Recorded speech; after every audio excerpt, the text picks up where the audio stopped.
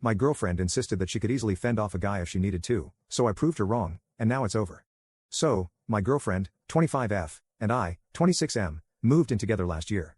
We live in a fairly safe neighborhood, but during the night, there are some sketchy hammered dudes hanging around who also honestly scare me. My girlfriend, however, isn't really scared to walk alone at night, and would say that she's just as strong as those men and can take care of herself. My girlfriend is 5 feet 10 and works out twice a week. She's indeed very strong compared to most women, but she was obviously delusional to think that her strength was comparable to that of an average man. She would even go as far as saying that if someone should be worried about walking alone at night, then it should be me, as I'm a scrawny 5'9" man.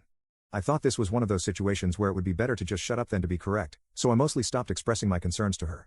Yesterday, she went out with some of her friends and called me past midnight, stating that she would come home alone via public transportation since she didn't have a license.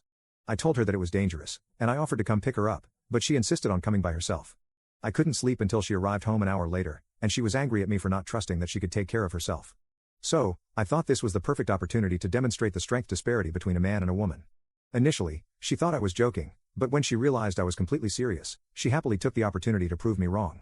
I instructed her to try to ground me as hard as she could, which she did, and then I quickly broke free from her grip and grounded her for several minutes until she surrendered. She cried a lot during this entire ordeal, and I could see fear in her eyes, even though she knew very well that I would never hurt her. I humiliated her, and as a result, I slept on the couch that night. She didn't want to talk about it in the morning and mentioned that she was fine, but it was evident that she was still very upset about it. I feel horrible for shattering her confidence like that, and I don't think she will ever feel safe walking alone at night again. I probably acted like a really horrible person, and I wish I could have just trusted her more to take care of herself. I know this relationship is likely over, but is there anything I could do to make up for it? Update 1. So, I'll get straight to the point. She broke up with me the next day over the phone. She wanted me to admit that I enjoyed seeing her cry, but I kept defending myself until she gave up. Deep down though, she was sort of right. I'm not ashamed to say that I wasn't a little bit into overpowering her so easily and seeing her cry. I know how horrible it sounds, and I'm definitely not proud of it, but I think that acknowledging my flaws and being open about them is the first step in overcoming them. The next few days after the breakup were probably some of the worst days of my life. I thought that I had lost everything, including my self-respect. I decided to go to therapy and take a break from dating for the foreseeable future. Luckily, I also had the support of my family and close friends, even if they didn't fully agree with my actions. For those of you who say that she needed a reality check, I have to disagree with you on this one.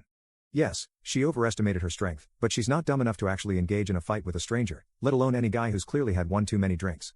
Being cautious has nothing to do with strength, and now I believe that she was also right to get a bit mad at me for having little to no faith in her.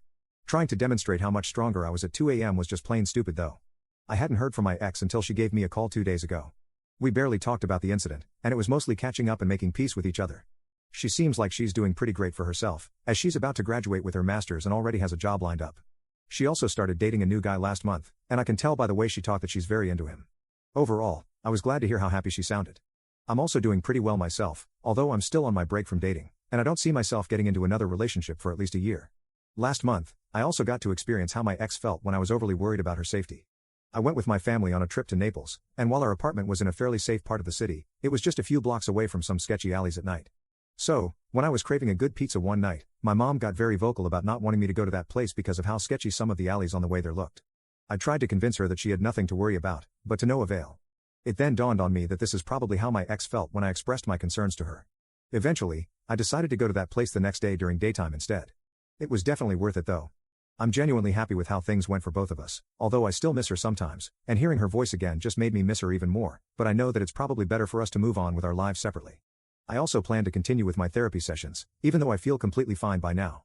The reason is very simple, it's just to have someone that I can talk to without feeling judged. Reddit isn't really the best place for that, as you could probably tell from my original post, but I still want to thank everyone who commented and gave their opinion.